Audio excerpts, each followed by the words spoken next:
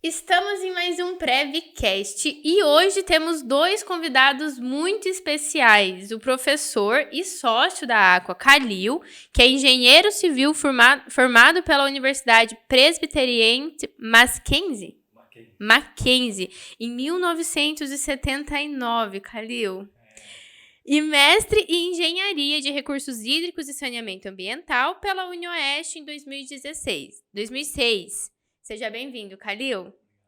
E junto a Suelen, que já esteve aqui com a gente falando sobre a Boate Kiss, que é CEO da Aqua, junto com o Khalil, sócia do Khalil, que é também formada em Engenharia Civil pela UniOeste em 2017, junto comigo, igual eu, né? Mas eu estou na FAG.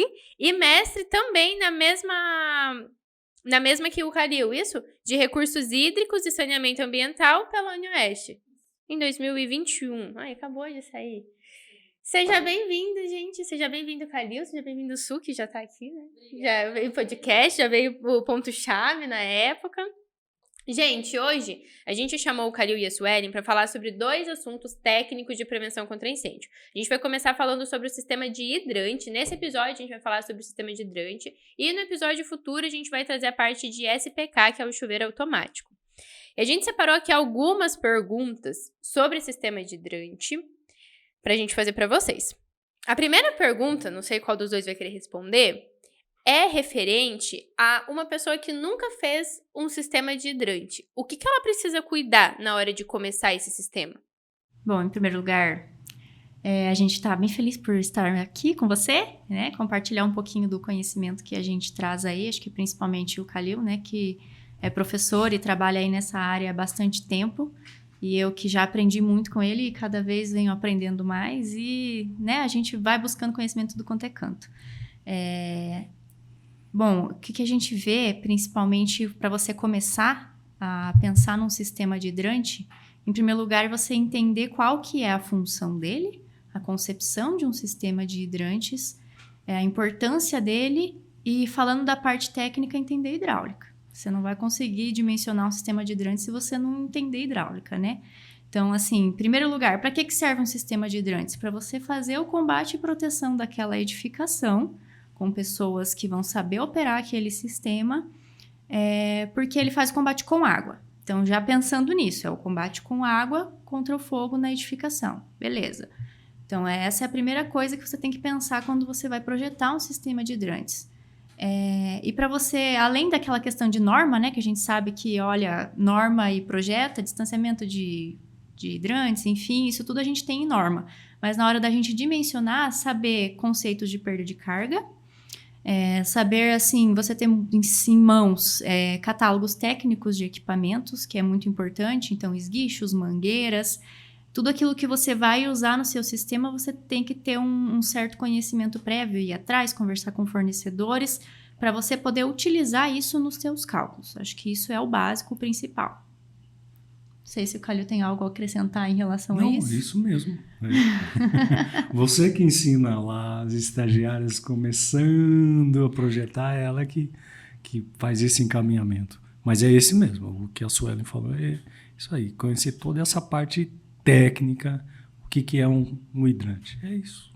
Para quem não sabe, o sistema de hidrante, o hidrante que a gente está falando, né? Às vezes a pessoa nunca nem viu, é aquela caixa vermelha que tem na maioria das edificações grandes. Então, dentro dela tem uma mangueira, um esguicho, uma chave Stores. E esse sistema, como a Su falou, ele vai servir para combater um incêndio. Mas ele é um sistema manual, né? Então, por isso que precisa de um humano para ir lá, acionar, fazer toda a ligação dele. E aí, para ele funcionar, por isso que precisa de todas essas questões que a Suelen falou, né? Da perda de carga, de cuidar com os materiais que vão ser utilizados, né? Isso. Quando você fala de... você comentou, né? Que tem que saber as teorias de perda de carga, de ter catálogos. Por que você acredita que ter os catálogos em mãos é necessário? Tipo, ter ali vários catálogos do que, sei lá, digitar no Google mangueira. E a primeira que aparecer, colocar. Não tanto para tubulações e mangueiras, porque isso é um pouco mais padronizado. Por exemplo, uma tubulação de FG. Eu tenho uma espessura dessa tubulação. Então, às vezes, a gente tem o diâmetro nominal tal, e aí só que o que a gente considera na hora de... Porque quando a gente fala de perda de carga, vamos começar, então, pensando naqueles que estão começando a projetar agora. Se a gente pensar no conceito, a água está passando por dentro da tubulação e conforme ela vai passando, ela vai perdendo força. Conceito de perda de carga, ela vai perdendo força. E essa perca de força depende da vazão que você está passando e do tamanho do buraco que você está passando. Então, esse tamanho do buraco vai depender das especificações do fabricante, a espessura de parede do tubo, por exemplo. Porque o que a gente indica em projeto é o diâmetro nominal. O diâmetro nominal de um tubo FG é 2,5 polegadas. Isso é o catálogo comercial dele. Aí, se você pega o catálogo técnico, você vai ter a espessura da parede. Aí, você vai conseguir descobrir qual que é o diâmetro interno da tua tubulação. E é esse diâmetro interno que é o espaço suficiente para a tua água passar. Então, é isso aí que você vai utilizar nos seus cálculos. E, por exemplo, outros materiais como é o esguicho. Cada esguicho tem uma curva de eficiência do fabricante. Isso não é padrão. Isso não é tipo assim, um esguicho de tanto precisa dessa pressão para liberar o que você precisa na ponta. Cada fabricante tem a sua curva de eficiência. Por isso que é importante. É claro que a gente tem a fórmula de perda de cargas em orifícios, que antigamente era utilizado o esguicho agulha, né? Que era aquele que era só o buraquinho. Então, aquele bonitinho ali, compridinho. Então, só a fórmula de perda de carga de orifícios era suficiente. Agora, quando a gente tem esses reguláveis, que você pode abrir mais ou fechar mais, dependendo dessa angulação de abertura, o catálogo do fabricante varia. Se você tem uma perda de carga, você chega com uma pressão tal, ele consegue te liberar na ponta tal vazão. Então, isso cada fabricante tem o seu. Por isso que é importante a gente saber e especificar em projeto, é esse esguicho que você vai usar porque foi esse que eu utilizei no cálculo. Às vezes, se você mudar de marca, já vai mudar a tua eficiência. E isso parte do projetista, né? Parte Deixar do projetista. claro para o cliente que, olha, a gente utilizou esse esguicho que foi o melhor para o seu sistema e eu preciso que você respeite essa informação. É isso. Você comentou, né, que a gente tem o diâmetro nominal e o diâmetro interno da minha tubulação. Uhum. No cálculo, eu tenho que considerar esse diâmetro interno da minha tubulação. O diâmetro interno. Então, se a pessoa só coloca lá os diâmetros nominais, 1,5, 2,5, esse cálculo ele não está condizendo com a realidade real oficial. Não está, porque o espaço que você tem para a água passar é o diâmetro interno. É a dimensão ali que você tem interno ao tubo, não o diâmetro comercial, que seria assim uma média entre o externo e o interno, né? E aí, Calil, tem alguma coisa para acrescentar? As próximas eu vou deixar você responder, não se preocupa. Eu estou aqui só escutando. Mas sobre o diâmetro interno, por que é importante o catálogo? E o pessoal também não ensina isso. Em universidade, a gente passa batido. O diâmetro interno é função da classe do tubo. O que é a classe do tubo? Quanto que ele resiste de pressão. Um tubo Schedule 40... ele, que é uma codificação de normas internacionais, Schedule, um Schedule 40 suporta menos pressão do que um Schedule 80. Então, e o Schedule 40, e por que ele suporta menos pressão? Porque a espessura da parede dele é menor do que um Schedule 80. Então, por isso que é importante ver o diâmetro interno. É com ele que a gente dimensiona. Então, se você especifica lá Schedule 40, você, então, dimensionou com uma tubulação Schedule 40, cujo diâmetro interno é X. Ponto. Se você põe Schedule 80, a dimensão da parede aumenta e pode ser que a tua tubulação não apresente o mesmo diâmetro interno, porque as espessuras das paredes mudam. Tá? Então, por isso, você tem que ter os catálogos disponíveis. Tá? Para tudo. Ok? Para trabalhar com a realidade mesmo, né? E não apenas com o comercial que tem. E quando a gente comenta da questão de vou locar os meus hidrantes, né? Vou fazer minha locação. A gente sabe que a norma traz, não pode estar na escada, tem que estar perto de porta. Mas isso que a gente estava comentando antes, fugindo um pouco da norma, coisas que talvez a norma não traga. O que eu preciso cuidar para eu ter mais eficiência no meu sistema? Quer responder? Não, responde você. O que a gente vê muito, assim, é a gente olhar quais que são os produtos também que você está protegendo. É claro que, assim, o seu hidrante, ele precisa proteger a edificação toda, por norma, né? Mas, por exemplo, se você tem uma subestação com um gerador de energia dentro da edificação ou algo assim, não faz sentido nenhum você colocar, por exemplo, um hidrante ao lado do gerador de energia, ao lado da subestação, porque você não pode combater aquilo com água. Então, por mais que a gente coloque assim a placa, não combater com água, e daí tem um baita de um hidrante ali do lado. Então, algumas coisas assim, você prestar atenção em quais materiais você está protegendo. Essas questões da norma, acho que a norma já traz bem, né, o posicionamento, assim, você evitar não, você não pode obstruir saídas de emergência, né? Então, cuidar que o teu hidrante tenha um espaço livre ali na frente dele, que não vá obstruir corredores, escadas, enfim, na escada não pode, né? A gente tem edificações antigas que tem hidrantes nas caixas de escada, mas hoje em dia não pode, é proibido, né? Justamente porque para acessar ele você não pode obstruir a rota de fuga. E pensar assim, por que a norma coloca que a gente precisa ter um hidrante a 5 metros da entrada principal de cada pavimento? Pensar que muitas vezes quem vai fazer esse combate é o bombeiro ou é alguém que está vindo de fora. Então, o primeiro lugar que ele vai acessar no pavimento, ele precisa ter acesso a esse hidrante para conseguir fazer o que ele precisa, né?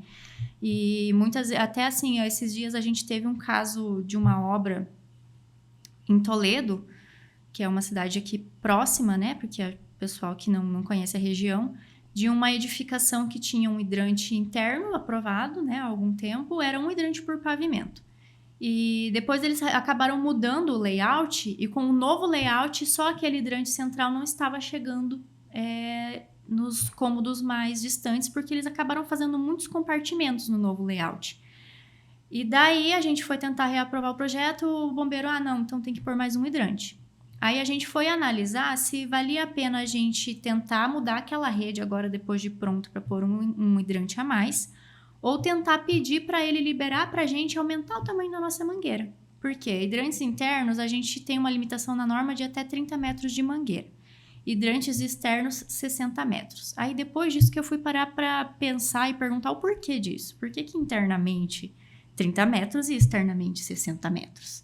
Aí eu fui questionar, se eu colocasse uma mangueira de 35, 40 metros ali dentro, 40 metros, porque a gente tem que ter, né, lances de 15 ou lances de 20, eu já atenderia. O que ele fez? Ele foi lá e viu que o corredor central, onde estava essa caixa de hidrante, tinha 2,50, 3 metros de largura. E ele liberou a gente colocar uma mangueira de 40 metros, porque a justificativa foi que aquilo tinha um espaço suficiente para você montar a mangueira. Então, aí eu descobri que eles olham que a questão é porque a gente, às vezes, fazendo o projeto, a gente não tem essa noção, né? Todo mundo devia ir lá e operar um hidrante para ver como é que é. Você precisa de um espaço hábil para montar essa mangueira. E daí eles liberaram. Então, talvez se fosse um hidrante locado num espaço mais confinado, que você não tivesse um espaço para manobrar essa mangueira, ele não teria liberado.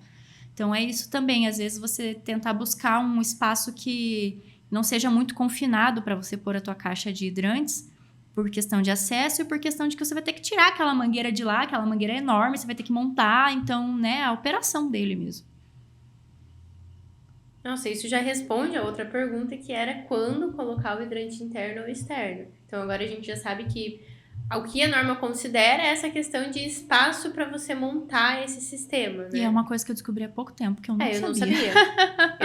Na minha cabeça, eu ficava tentando entender o porquê, mas também nunca tinha... Até já tinha questionado um pessoal, mas também a galera não soube me responder. E é alguma coisa que tem alguns analistas que também não sabem. Porque justamente. Eu tenho alguns projetos que, tipo assim, por exemplo, tem um pavimento lá no meio do prédio, que uma parte é aberta e outra parte é um terraço.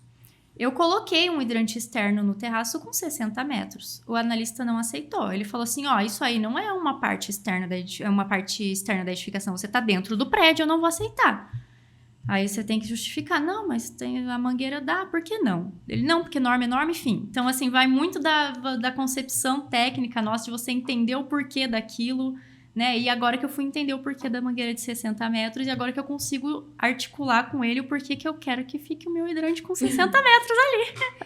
E esse acho que é o ponto importante de questionar também, né? Não dá pra gente pegar o que tá escrito e levar, pronto, é isso, acabou, eu não preciso entender, eu não preciso tentar ver, né, outras maneiras de resolver. Sim, eu já passei muito por isso. No começo, assim, Eu vi a carta do analista, né, o relatório de análise, tudo que ele pediu eu ia e fazia. Aí chegou num ponto que a gente vai pegando uma expertise, né? Eu vi, não, nem sempre ele tá certo. Na maioria das vezes a gente consegue argumentar, a gente tem conhecimento. Porque, infelizmente, os analistas dos bombeiros, a maioria, eles não são técnicos, né? É norma, papel. Então, a gente tem que ter esse conhecimento, porque você vai ter que saber argumentar e defender o seu projeto, né? Então, a maioria, eu já passei por muito disso, de simplesmente aceitar. Até teve casos assim, que ele pediu uma coisa, aí eu fiquei meio assim, tá, mas mudei. Aí depois, lá na frente, numa outra análise, ele voltou atrás. Por quê? Aí eu falei, viu, Suelen, se você tivesse batido o pé e justificado, não tinha acontecido isso. Porque eles simplesmente fazem o que eles acham, não sempre, né, gente? Não estou generalizando.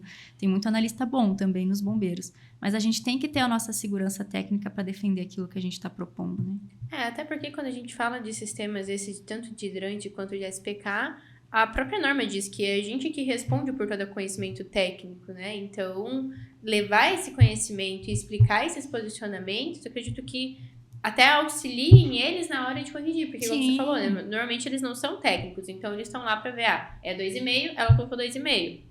É 15 metros, 30 metros, ela colocou 30, 60, 60. É basicamente um cara crachá. Então, quando nós levamos esse conhecimento técnico que a gente tem e explica, acredito que por isso que a gente consegue essas brechas ou, enfim, essas negociações dentro de um projeto, né? Sim, e é muito importante, né? Porque a gente tem que trabalhar junto com eles, a gente não pode querer ficar batendo de frente, né? Então, eu acho bem importante a gente levar essa justificativa técnica. E eu fui aprendendo isso com o tempo, porque eu sofri bastante no começo. Mas deixa nessa questão do hidrante externo e interno, o hidrante externo não abre mão de ficar a 5 metros da entrada principal. Entendeu? Você pode pôr, por exemplo, do terraço. Tá lá no terraço, tá lá de fora. E a entrada é onde? Está a 20 metros de distância do hidrante. Não isenta de exigir um hidrante ali, nem que seja com uma mangueira de 20 metros. Você pode pôr hidrante externo para cobrir tudo, mas tem que ter um hidrante para atender essa questão dos 5 metros. Essas incongruências de normas, às vezes não tem solução como resolver, né? E agora é fundamental isso que a Suelen falou, colocar o hidrante até 5 metros de distância da porta de acesso. Não importa se é a principal ou não, a porta de acesso na rota de fuga. Tem que estar a 5 metros dessa porta. Que o bombeiro é automático. Ele vai buscar o hidrante ali até 5 metros. Tá? E entre pôr o hidrante interno e o hidrante externo, colocar, né, da parte de dentro da edificação ou na parte externa da edificação, quais elementos que vocês levam em conta na hora de ver isso? Olha, por mim, eu colocaria sempre externo. Faz muito mais sentido, né? Sim. Se há um sinistro, começa um fogo, se a brigada não está no local, o que o pessoal tem que fazer? Tem que sair correndo, larga o hidrante lá queimando lá no meio e acabou. Agora saiu, ele vai encontrar um hidrante externo, agora eu posso operar. E aí ele vem começar a dar o combate de fora para dentro, né? Porque a hora que pega o fogo, ninguém vai ficar preocupado. Aonde está o hidrante? Ele vai querer sair fora. Essa é a regra. A brigada tem a obrigação de saber onde está o hidrante, mas o usuário ali não é obrigado a saber, não. E é um instinto também, né? Lógico, começou, pegou fogo, eu quero me salvar, corre. Sim. Se eu puder pôr tudo externo e atender fazer a cobertura, é a melhor solução, tecnicamente, em termos de segurança. O único problema que eu vejo muitas vezes aqui no Brasil é vandalismo, né? A questão da cultura do brasileiro de que a gente tem muitos problemas em obras, principalmente comerciais, que a gente colocou um hidrante externo porque ia ser um combate mais eficiente. Você chega lá, já roubaram mangueira, já roubaram esguicho. É complicado, né? Então, às vezes, talvez colocar o externo e ver alguma forma de proteger aquilo, a gente sabe que não pode ficar cadeado, a não ser que a chave esteja ali próximo já para pegar. Então, é bem complicado essa questão, não muda, né? né? Porque se eu cadear para deixar a chave do lado... Não adianta nada. continua na exato. mesma. Então, às vezes, depende, assim, se você tem, por exemplo, uma fábrica grande, que é todo um lote fechado e várias edificações ali dentro. Eu sou super a favor de pôr o hidrante externo. Agora, se é uma edificação que a parte externa é direto para a rua, já é de se pensar por conta desse vandalismo. A gente usa isso também. Então, a gente até explica, fala, olha, seria muito mais fácil para você, mas você teria esse problema, então não tem o que fazer. Tem cliente que fala, olha, não adianta, a cada tantos meses tem que comprar mangueira nova, não aguento mais. Então, daí que adianta, né? E até os hidrantes de recalque, que agora o de parede, a galera eu encontrei muitos lugares que eles estão chumbando, coloca uma cordinha e chumba a chave Stores no registro. Porque só a chave Stores o pessoal também estava roubando. Infelizmente, essa é a realidade do Brasil, né? Então, tem que levar isso em conta, tem que né? levar Então, isso em conta. Considerando um terreno fechado, uma edificação toda fechada, o hidrante externo é o ideal, mas aí tem que ver, né, essa questão do vandalismo. Mas falando de segurança, eu concordo muito com o Calil, é a melhor solução. Mas, Calil, você comentou, né, que não tira a ideia de estar a 5 metros da porta. Existem alguns estados, acho que até Mato Grosso é um deles, que fala que o hidrante externo tem que estar a 1,5 vezes a altura da edificação. O que daí, na maioria das vezes, na minha concepção, não faz sentido. Porque daí, vamos imaginar uma edificação, sei lá, de 5 metros. 1,5 vezes dá 7,5 metros. Eu já perdi, tipo, 8 metros quase de mangueira para chegar na edificação. Renata, me esclarece um ponto. Eles chamam no Mato Grosso, faz muitos anos que eu não aprovo o projeto lá, chamam esse hidrante externo, não é só o de recalque deles? Não, o externo. Eu não sei qualquer hidrante externo? Qualquer hidrante externo tem que estar a 1,5 vezes afastado da edificação. Não, a altura tem dela. Lógica, não tem lógica. Eu já tentei entender, e talvez, sei lá, tá pegando fogo, então você chegar até a edificação é difícil. Então vamos ficar um pouco longe. Só que considerando que, nesses casos, a gente vai ter hidrante externo em barracões que são grandes. Esses barracões têm um pé direito, uma altura grande. Isso. Então esse hidrante, até eu chegar nele, já num processo muito distante. Tem aquela questão que o fogo, ele tem, começa o fogo, ele tem uma área onde ele avança ou ele se expande, tá? Então, isso é normal.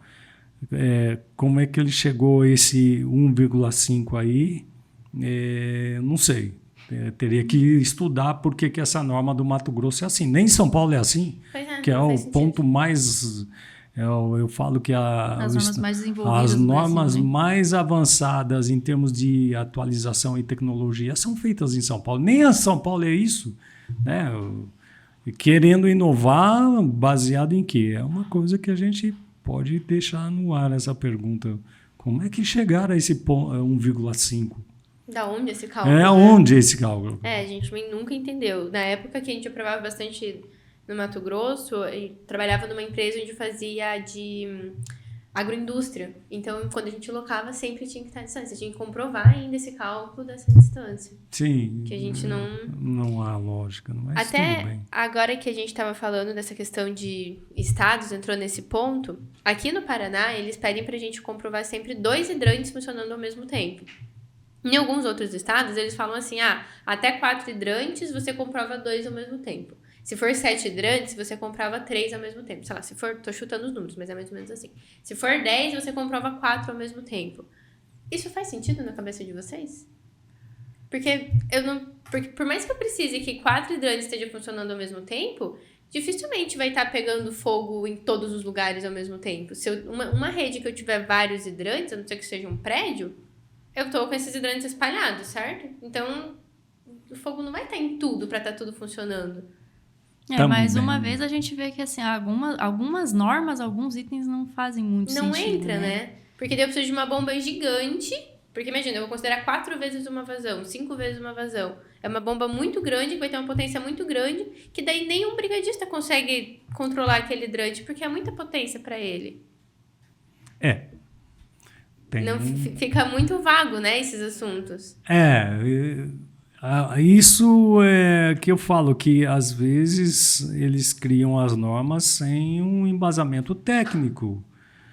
E eu posso até dizer que muitas vezes é o achismo de alguns, né? E para mim, eu sou professor na universidade, eu não admito achismo na engenharia. Não, você me prove tecnicamente por que é assim, quais as formulações, a base teórica, a base matemática para você chegar nesse ponto.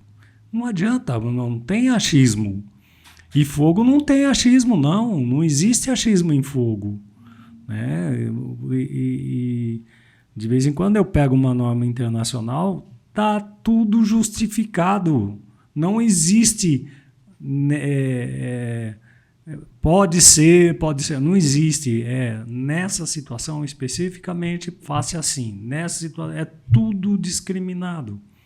E agora, no Brasil, infelizmente, a gente vê essas coisas. Né? Embora eu vejo que o Brasil avançou bastante em questão de normas e não dá nem para comparar com outros países que nem normas têm. Né? Mas vamos lá, né? Vai mudando.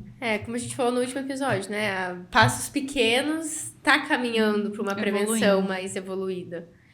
E continuando essa questão, né, que a gente estava falando a gente falou de locação, de cuidar com a questão de perda de carga.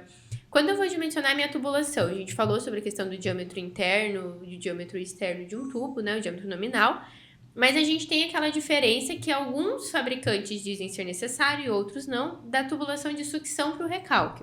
Então, para quem não sabe, sucção é a tubulação que sai da caixa e vem até a bomba, e o recalque saiu da bomba e foi para o sistema de hidrante. Essa tubulação, a norma, ela nos diz, precisa, se for tipo tal, tem que ter tal diâmetro, se for tipo tal, tem que ter tal diâmetro. Mas, às vezes, quando a gente começa a fazer o cálculo, vê que aquele diâmetro, como você explicou muito bem antes, ele não vai conseguir toda aquela pressão, então eu vou ter que aumentar esse diâmetro da minha tubulação. Essa sucção e o recalque, eles precisam ter o mesmo diâmetro? A gente respeita o diâmetro da sucção do fabricante? Qual é a orientação que vocês acreditam ser ideal para um projeto? Agora eu vou falar como professor de hidráulica. Perfeito. Verifica o NPSH e acabou. Ótimo, vamos falar sobre entendeu? NPSH. Verifica o NPSH, se a bitola que você determinou atende o NPSH, aplica aquela bitola. Não vai no papo do fabricante. O fabricante vai te fornecer uma bomba, aí você calculou o NPSH da tua instalação, você vai pôr a bomba afogada ou não afogada, verifica o NPSH. Você vai chegar na bitola necessária para que o NPSH seja atendido. Acabou, resolveu. Tá? Então, não preciso pensar, a sucção tem que ser um acima, o recalque, não. Essa é uma regrinha que a gente ensina para facilitar o cálculo do pessoal, entendeu?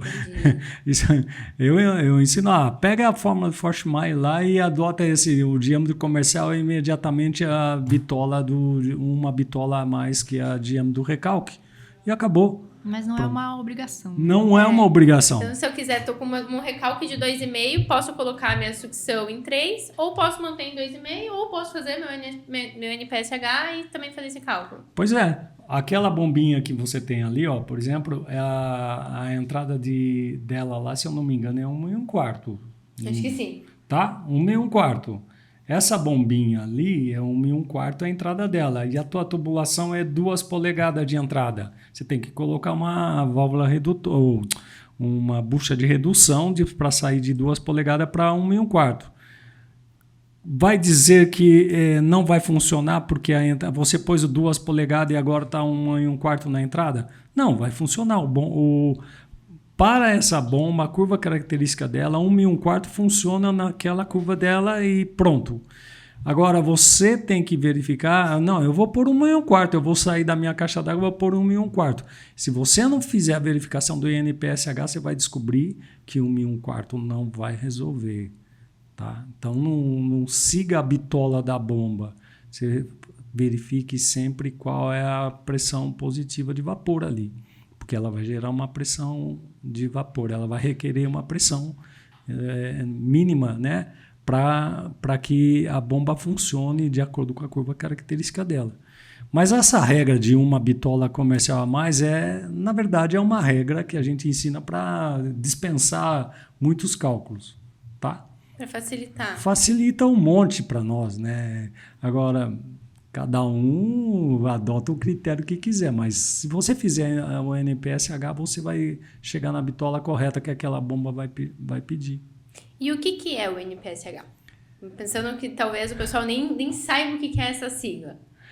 Imagino que, né? Espero que sim. Mas a pessoa que faz um cálculo, quando ela vê a bomba, ela sabe que tem aquela tabelinha lá que traz, né, as curvas. Isso. Mas imagino que muitos talvez passem reto e vai direto para a potência. Então, o que é esse NPSH e como que a gente descobre isso? É uma sigla em inglês, eu não falo muito bem inglês, é Net Positive Suction Rate. Pressão positiva de pressão positiva de vapor, que é a hora que a água entra dentro da bomba, ela adquire uma velocidade, tá ok? Uma velocidade. E aí, se a pressão interna que adquire velocidade, energia cinética, aí aumenta a pressão interna. Se a pressão interna for muito... Eu vou tentar explicar bem como é esse o fenômeno. Aí, essa pressão faz com que as moléculas de água passem do estado líquido para o estado de vapor. Ok? Passando para o estado de vapor, vão formar bolhas de ar, obviamente, dentro da bomba. Essas bolhas de ar é que a gente chama o fenômeno da cavitação. Essas bolhas de ar começam a bater na carcaça da bomba e detonam essa bomba. Teoricamente, é um monte de pedrinha batendo na carcaça da bomba, vai estourar essa bomba. Então, por quê? Porque gerou as bolhas de ar. O NPSH, Net Positive Suction Rate, a pressão positiva de vapor, a bomba tem um NPSH, ela vai requerer que o NPSH seja obedecido, o fabricante vai dar o NPSH da bomba dele e a tua instalação vai, conforme a bitola, vai fornecer um outro NPSH, que é a função da perda de carga, da temperatura da água. Então é um cálculo um pouquinho complexo por isso, mas é tudo tabeladinho. Você faz lá o cálculo do NPSH da instalação e do NPSH que a bomba requer. A gente pode dizer que é a pressão mínima que ele precisa para evitar cavitação? Pronto, resolvido. É a pressão. Agora, mas você tem que calcular esse NPSH, é uma fórmula. Você tem o NPSH da tua instalação, que depende da bitola que você escolheu, da tua sucção.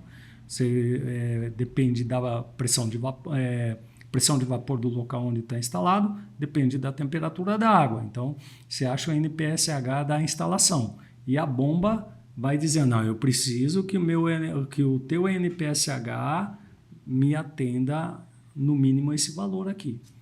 Então, você calcula o NPSH da instalação e pega o NPSH da bomba que vem no catálogo. E vê se o teu NPSH vai ser maior ou igual ao NPSH que a bomba está requerendo. E com isso, consegue saber se essa sucção ela está atendendo isso, ou não. Exatamente. Aí que você, com o NPSH, como você calcula a perda de carga, com o NPSH depende da perda de carga, então você vai colocar numa bitola que diminua a perda de carga na sucção. Perfeito.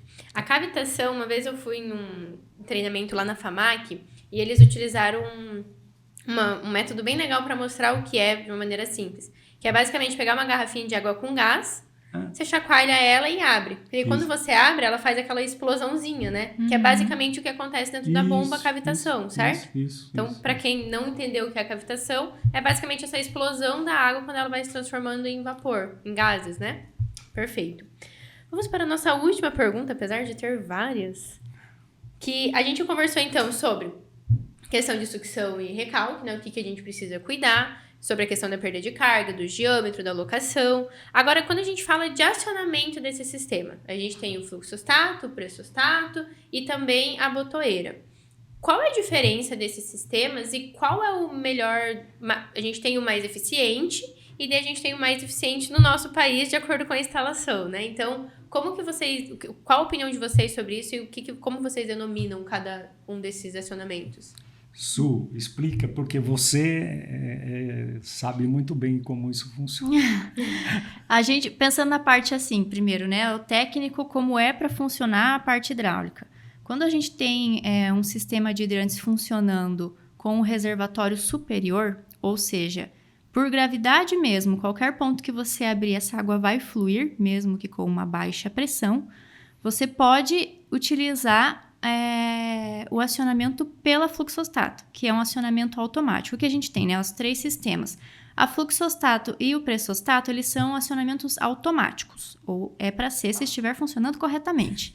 Então, abriu uma mangueira, aciona a bomba. A botoeira depende que alguém acione o botãozinho para acionar a nossa bomba. Então, assim, quando que eu consigo utilizar por fluxostato? Quando eu tenho um fluxo de água de cima para baixo. Então, alguém abriu um hidrante, essa válvula de fluxo, ela tem uma linguinha que vai detectar o fluxo e vai acionar a bomba. Um problema que a gente tem é a qualidade das válvulas. A gente tem que especificar bem e deixar ciente de que essa válvula tem que ter uma qualidade certificada, porque acontece muito do pessoal comprar muitas de segunda linha ou qualquer outra, que elas travam muito. Então, às vezes, dentro do funcionamento, ela enrosca em alguma peça e acaba deixando ou o sistema sem ligar, ou liga essa bomba e não desliga mais e acaba queimando a bomba, você tem que ir lá manualmente desligar. Por pressostato, a gente consegue um acionamento com a queda da pressão da rede. Então, aí a gente consegue utilizar ele quando a gente tem reservatório superior e consegue utilizar ele quando tem reservatório inferior também, mas com alguns poréns. Por quê? Se a gente tem um reservatório superior, toda a tua rede está cheia de água automaticamente. Então, está exercendo uma pressão ali na tua rede. Quando alguém abre um ponto que começa a escoar essa rede, escoar essa água, a pressão na tua rede automaticamente cai. Isso o pressostato vai acionar, claro, ele é pré-programado em algumas pressões, né, de acionamento e de desligamento. Ele vai detectar essa queda de pressão e vai acionar a bomba. Agora, quando a gente tem um sistema de hidrante que parte de um reservatório inferior, uma cisterna, alguma coisa, você tem que dar um jeito de manter essa rede pressurizada, senão ele não vai acionar. Porque se você está com a água toda, com o reservatório ali embaixo, teoricamente, se você não fizer nada, a rede vai estar vazia. Então, primeiro você tem que encher essa rede de água, acionar a bomba para encher ela de água, tirar todo o ar que está ali dentro e manter ela sempre pressurizada. Como que a gente consegue manter ela sempre pressurizada? Ou é com um tanque de pressão, que às vezes é utilizado em redes menores, ou com uma bomba jockey, que é uma bomba que vai manter o seu sistema pressurizado. Daí sim você consegue acionar por pressostato. Só que o que a gente vê muito é que o pessoal às vezes tem dificuldade na manutenção desses sistemas. Então, qualquer vazamento, às vezes, que tem na rede e tal, esse sistema já pode dar falha. E às vezes o pessoal não faz a manutenção adequada e isso não vai mais funcionar. Então, quando a gente tem uma cisterna, por exemplo, de baixo para cima, o acionamento, a gente costuma colocar botoeiras. Porque daí você sabe que apertar vai ligar. E mesmo quando a gente tem o sistema com reservatório superior por fluxo ou por pressostato, você é obrigado a deixar pelo menos um ponto de acionamento manual. Porque você tem que dar um jeito dessa bomba ligar. Então, assim, os sistemas... É claro que o sistema por botoeira pode ser falho também? Pode. Se acontecer algum problema na tua instalação elétrica, ele pode falhar. Mas, no geral, ele costuma dar menos problemas do que a fluxostato ou o pressostato. Porque são... E a gente tem os prós e os contras, né? O fluxostato e o pressostato são sistemas automáticos. Então, se tiver tudo funcionando certinho, alguém abriu a mangueira, vai ligar. Agora, em contrapartida, por botoeira, você precisa acionar o botão. Se você precisa de alguém para acionar, ele não é automático, mas ele costuma dar menos falhas do que os outros dois. E acredito que essas falhas são justamente pelos sistemas comprados, talvez de uma segunda linha, ou mal instalados, né? Ou falta de manutenção também. Porque o sistema em si, ele é muito bom. Ele é só para ser muito bom. precisa ser bem feito. Qualificado e ter a sua manutenção, né? A botoeira, ela já não precisa de tanta manutenção por ser uma rede elétrica, né? Isso, a botoeira, ela já dispensa bastante essa questão de manutenção, assim. Ela é bem mais tranquila de operar, digamos assim, né? Agora, tem um outro dado também, é que eu vejo direto isso nos prédios, onde não tem fluxostato ou pressostato, né? O pessoal usa o hidrante para lavar calçada, lavar garagem, essas coisas sem a bomba. Não, a bomba opera, né? Quando a bomba opera, não vai operar porque o fluxostato vai funcionar. Mas a botoeira, se o sistema funciona com pressão só com botoeira, o pessoal pode usar a água do incêndio lá sem problema nenhum, a bomba não vai ser acionada, porque não tem fluxostato nem pressostato. E isso é irregular, porque você não pode usar a água de incêndio para ficar lavando o piso, né? E nós tínhamos um escritório ali na Avenida Brasil, que o projeto é lá da época do OPA, né? Em 1991, não tinha nada dessas exigências, então o sistema é por gravidade e não tem fluxostato, não tem pressostato, não tem motobomba, e aí a situação é o seguinte, lá uma vez por mês a zeladora vai lá e lava toda a garagem, o piso da frente, tudo, a calçada, tudo com a água de incêndio. Né? E não causa problema nenhum, só usa a reserva de incêndio. Se um dia precisar, a gente já não tem. Tem essas coisas, né? E isso é meio geral. A gente fica olhando e fala, falta de consciência, né? É falta de elevar essa informação, né? De tipo, esse pessoal, a maioria da população não tem acesso a essa informação de saber a importância, né? Então, eu escuto muito assim, não, fica tranquilo, o sistema tá funcionando, a gente usou pra lavar calçada, a gente testa toda semana. Então, então ótimo teste. Tá ok. Agora eu vou te dar então uma RT, peraí. Mas quando a gente coloca o sistema automatizado, posso pôr um fluxostato e nada me impede de também colocar uma botoeira para ser um segundo acionamento de reserva, né? Dá pra ser colocado. Então é um custo a mais, dobrado, né? Tá bom. Não, o fluxostato é barato.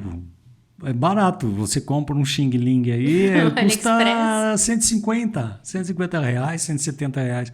Então, colocar aquilo no sistema não vai fazer diferença nenhuma no custo geral da edificação. Agora a botoeira não, agora a botoeira vai ficar mais cara. Só que em questão de operação ela é muito mais, vamos dizer, eu acredito, né, eu vejo pela situação hoje que é muito mais confiável uma botoeira do que um fluxostato. Um pressostato já eu acho que também dá para você trabalhar um pouco mais tranquilo. Agora o fluxostato realmente é uma coisa complicada. Essa questão de você ter ele certificado, com qualidade e tal. Ok? Perfeito. Bom, eu tinha mais umas 37 perguntas, mas vamos deixar para um próximo episódio. Su, mais uma vez, muito obrigada. Kalil, muito obrigada por participar, por dividir um conhecimento de vocês. O pessoal que está assistindo, se ficou com alguma dúvida, tiver mais perguntas para o Kalil, para a Su, deixem aqui embaixo que a gente faz um outro episódio para ver, né, mais dúvidas de hidrante, porque esse assunto a gente consegue ir horas e horas, né? Muito bem. A gente que agradece e ficamos à disposição. Essa troca de conhecimento é sempre muito legal, né? Eu adoro muito, sou muito a favor. E a gente fica à disposição também para as dúvidas, enfim. Okay. Muito obrigada. Obrigada, Kalil. Nada. Tchau, gente.